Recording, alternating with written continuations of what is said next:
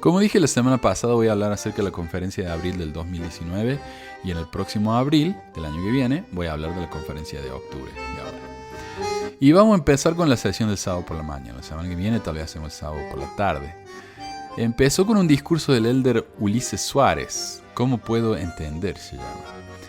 Él dice: testifico que en esta conferencia tendremos el privilegio de escuchar la voz de nuestro Salvador Jesucristo por medio de las enseñanzas de quienes oren, canten y hablen sobre las necesidades de nuestros días. O sea, si piensan que van a escuchar realmente al Salvador, porque él dice, vamos a escuchar al Salvador, pero no, se van a tener que conformar con escuchar a los hombres que dicen hablar por medio de él. ¿No es curioso que Suárez, un hombre que nos pide que escuchemos a los que hablan por El Salvador, es uno de los hombres que dicen hablar por El Salvador? Pero bueno, Suárez entonces nos da la clave para ser felices. Al procurar aprender y enseñar el Evangelio, nuestro objetivo debe ser aumentar la fe en Dios y en su divino plan de felicidad, aumentar la fe en Jesucristo y en su sacrificio expiatorio y alcanzar una conversión duradera. Tal transformación nos lleva a tener una vida más feliz, productiva y sana. Por supuesto, ¿no? Vivir el mormonismo no solo nos va a hacer felices, productivos y sanos, sino que, como dice Moisés acá en la cita que da él, y guarda sus estatutos y sus mandamientos que yo te mando hoy, para que te vaya bien a ti y a tus hijos después de ti, y prolongues tus días sobre la tierra que Jehová tu Dios te da para siempre. Aunque en la cita de Moisés no está hablando de seguir a Jesucristo, sino al Dios del Antiguo Testamento, es decir, para que nos vaya bien. ¿Tenemos que ser judíos entonces? No sé, ha mezclado varias cosas. Acá a Suárez le gusta dar referencias del Dios del Antiguo Testamento diciendo que en realidad es Jesucristo. Lo hace un par de veces en esta conferencia. Entonces él continúa y dice: cuando aceptaron la invitación del Salvador, venid y ved, seremos capaces de discernir la verdad en todo momento. Sin embargo, las librerías de la iglesia están llenas de explicaciones de por qué los apóstoles enseñaron claras falsedades. ¿Es que ellos no aceptaron la invitación del Salvador? Pero poder discernir la verdad no es la única promesa. Suárez agrega la suya propia. Les prometo que la influencia del Espíritu Santo traerá la verdad a nuestro corazón y mente y nos dará testimonio de ello y nos enseñará todas las cosas. Así que si pensaron pedir un préstamo del Fondo Perpetuo para estudiar ingeniería, ni se moleste porque total el Espíritu le va a enseñar toda la ingeniería que necesiten, ¿verdad? Suárez da un consejo que me gusta mucho. Cuando alguien le pregunta qué hacer con un amigo o familiar que se ha ido de la iglesia, lo mejor que podemos hacer en estas circunstancias es simplemente amarlos y abrazarlos. Oren por su bienestar. Busquen la ayuda del Señor para saber qué hacer y qué decir. Regocíjense sinceramente por sus éxitos. Sean sus amigos y busquen lo bueno en ellos. Es un poco arrogante, me parece a mí, pensar que tienen que orar por nuestro bienestar, a pesar de que tenemos éxito, como también admite. Pero al menos es mejor que decir que nos abandonen y dejen de hablar con nosotros como harían los testigos de Jehová. Por supuesto, el amor no puede ser absolutamente incondicional, sino que nunca debemos perder la esperanza, sino perseverar nuestros lazos con ellos. En otras palabras, nunca dejen de molestarlos para que vuelvan a la iglesia. Pero como ya dije en el programa anterior, es patético que los mormones necesiten que sus líderes les pidan que no dejen de amar a sus familiares solo porque ya no se consideran mormones. O sea, ¿qué tipo de psicópata deja de lado a un hijo, a un familiar cercano, solo porque ya no pertenecen al mismo club privado que nosotros? Suárez continúa diciendo cosas contradictorias como esta por el resto del discurso, pero no hace falta ser tan repetitivos como él, así que pasemos al segundo discurso. Este discurso se llama Cuidadosos versus Despreocupados, por Becky Craven, segunda consejera de la Presidencia General de Mujeres Jóvenes. Bueno, la Becky empieza el discurso con una historia bastante decepcionante. Una vez vi un cartel en una tienda que decía: felicidad, $15. Sentí curiosidad por saber cuánta felicidad podía comprar por $15 y entré para ver. Encontré una variedad de baratijas ordinarias, como miembros de la Iglesia de Jesucristo de los Santos de los Últimos Días, tenemos la bendición de saber cómo y dónde se encuentra la verdadera felicidad. Se encuentra al vivir cuidadosamente el Evangelio establecido por nuestro Señor Jesucristo y al esforzarnos por llegar a ser como Él. Y al decir el Evangelio establecido, bla, bla, bla, se refiere al mormonismo, por supuesto. Uno solo puede ser feliz al ser un buen mormón, como dijo Suárez. Todos los demás pueden tener felicidad, pero no es verdadera. Nadie como un mormón para ser verdadera y completamente felices. Por eso Utah es una isla de salud mental y de gozo interminable. La siguiente historia al menos no es tan decepcionante, pero es horrible. Un amigo que era maquinista de trenes vio a la distancia un auto parado en las vías. No había manera de que pudiera detener el tren antes de chocar con el auto, lo cual ocurrió. Por fortuna, los ocupantes del auto oyeron el silbato del tren y escaparon antes de la colisión. Obviamente, si el maquinista hubiese girado y salido de las vías para evitar el accidente, él y todo el tren se habrían descarrilado y el veloz avance del tren habría terminado en una brusca parada. Afortunadamente para él, los rieles de las vías mantuvieron firmes las ruedas avanzando hacia su destino, a pesar del obstáculo que se interpuso en su camino. Nosotros también nos hallamos sobre una senda de los convenios a las que nos comprometimos al bautizarnos como miembros de la Iglesia de Jesucristo de los Santos de los Últimos Días. Tal vez la hermana Becky no se dio cuenta, pero lo que nos está diciendo es que si alguien aparece enfrente del progreso, entre comillas, de la iglesia, se lo van a llevar por delante, sin importar si hay alguien que sufra las consecuencias o no.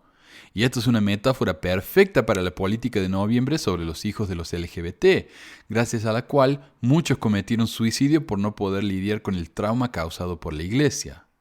Pero no importa, la iglesia está en un carril imparable.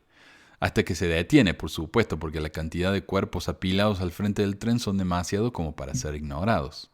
O porque el New York Times se queja.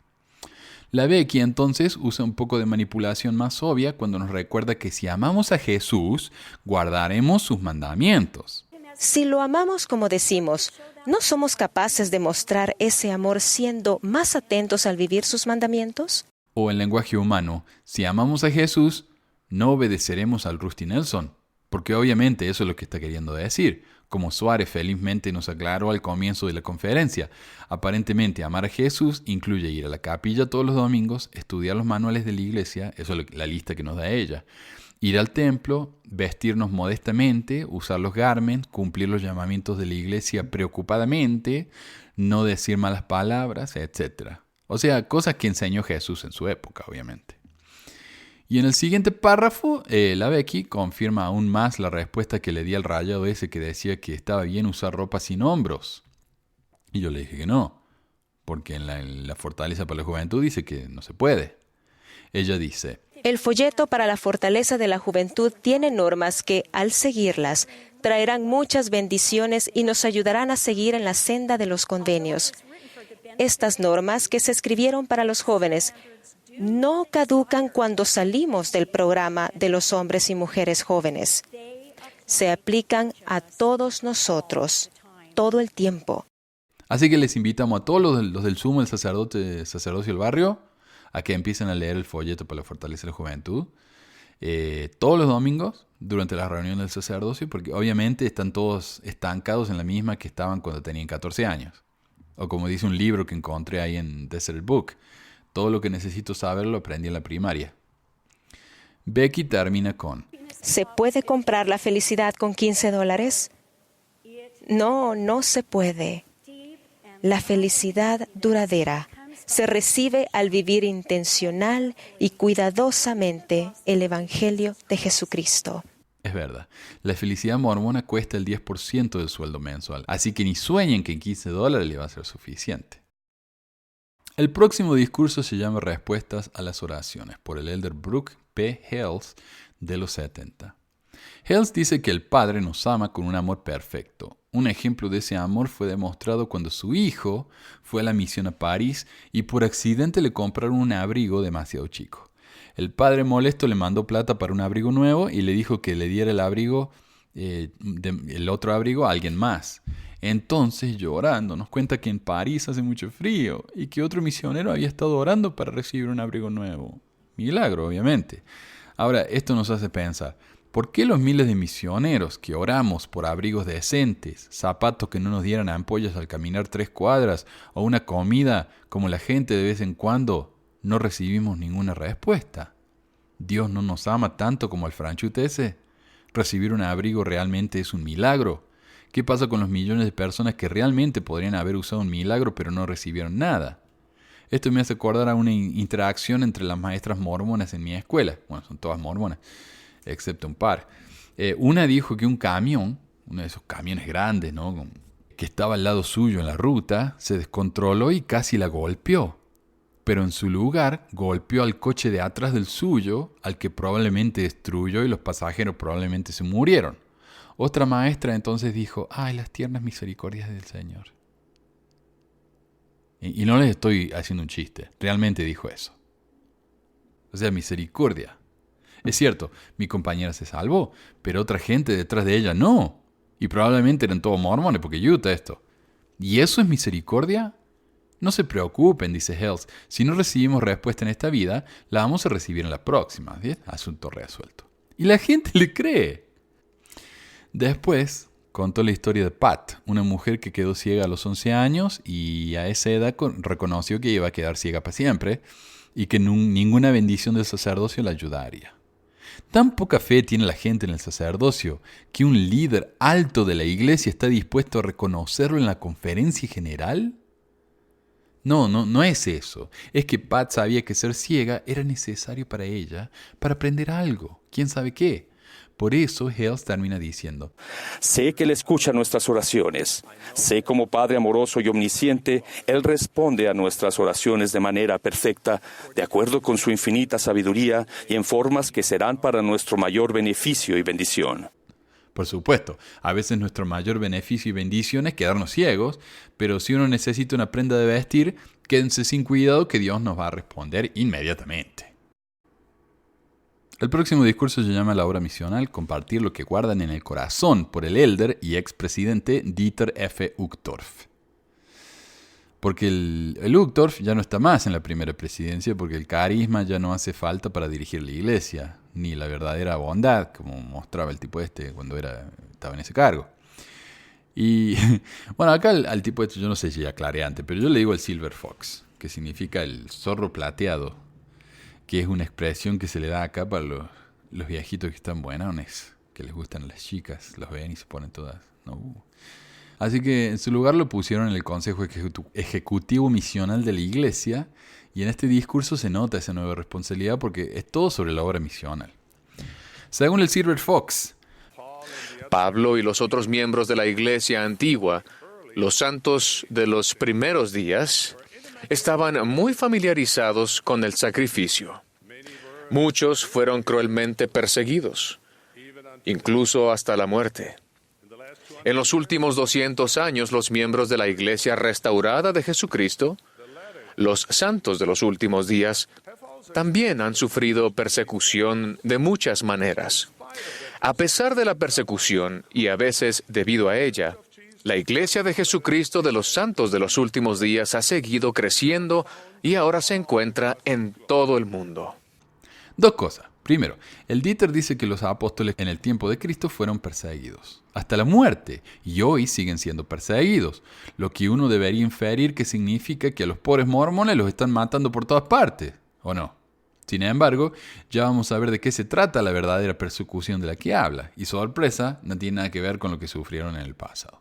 Segundo, la iglesia está creciendo, dice él, lo cual es técnicamente cierto, porque hay más bautismo que renuncias y muertes, pero eso no significa mucho, porque no cuentan las personas que ya no van a la iglesia y no quieren saber más nada. O sea, no los cuentan como que se han ido, los cuentan como miembros. Lo bueno es que él mismo se da cuenta de eso y por eso aclara.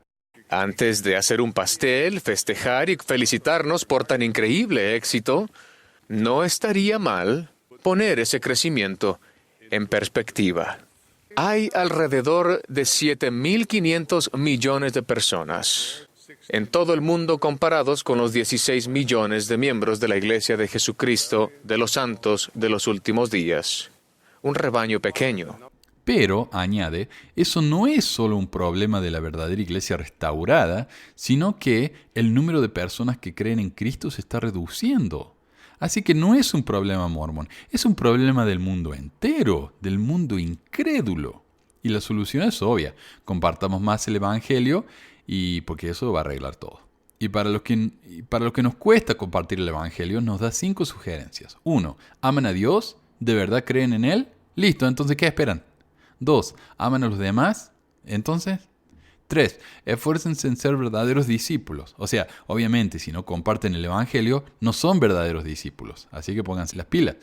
4. Compartan lo que guardan en el corazón. Según el Dieter, lo que les pido es que siempre busquen la oportunidad de sacar a luz sus creencias de forma natural y normal con las personas, ya sea en persona o en línea. Porque no hay nada más natural que empezar a hablar del mormonismo con no mormones, lo más natural del mundo. 5. Confíen en que el Señor obrará sus milagros. Comprendan que no es su trabajo convertir a las personas. Esa es la función del Espíritu Santo. En otras palabras, si compartimos nuestras creencias a 500 personas y nadie se convierte, no es nuestro problema. Así que hay que seguir intentando, no se den por vencidos. En esta parte, Dieter nos explica lo que significa ser perseguidos en la iglesia. Pero quizás se pregunten, ¿qué ocurre si hago esto y la gente no responde bien? ¿O si critican la iglesia? ¿O si dejan de ser mis amigos? Sí, puede suceder. Desde la antigüedad, los discípulos de Cristo a menudo han sido perseguidos. Así que esa es la respuesta. Si molestamos a la gente compartiendo las cosas en las que no están interesados al punto de que ya no quieren más hablar con nosotros porque obviamente no entendemos lo que es comportarse como una persona normal en una sociedad y seguimos insistiendo tratando de meterle cosas que no quieren, entonces estamos siendo perseguidos. Tal vez el Dieter no entiende lo que significa esa palabra en inglés, porque después de todo el pobre es alemán, así que si lo ven, ¿le dan un diccionario, por favor? Yo les mando la plata si les hace falta. Se me acaba de apagar la computadora, estaba en el medio de este discurso, así que... Pero bueno, al menos ya voy guardando a medida que voy, así que se me está salvando la cosa. Tal como él lo hizo por el obispo W. Christopher Waddell, segundo consejero del obispado presidente. El Chris empieza su discurso contándonos que en 2017 se enteró de que su hermano Mike, de 64, fue diagnosticado con cáncer de páncreas, lo cual es una noticia horrible. O sea, yo realmente, y lo digo honestamente, yo sé lo que es perder a un ser querido tan cercano a causa del cáncer, entonces yo no me burlo de eso, para nada. Realmente lo siento mucho. Según Mike, recibió bendiciones de salud a pesar de que había estado inactivo por cerca de 50 años, y eso lo sorprendió al Chris, porque su hermano estaba inactivo y de repente está recibiendo bendiciones de salud. Y aquí este discurso se relaciona con el del Dieter, porque a pesar de que un miembro del barrio lo había invitado a la capilla y Mike dijo que no, insistió, hasta que Mike le dijo que ok, vamos.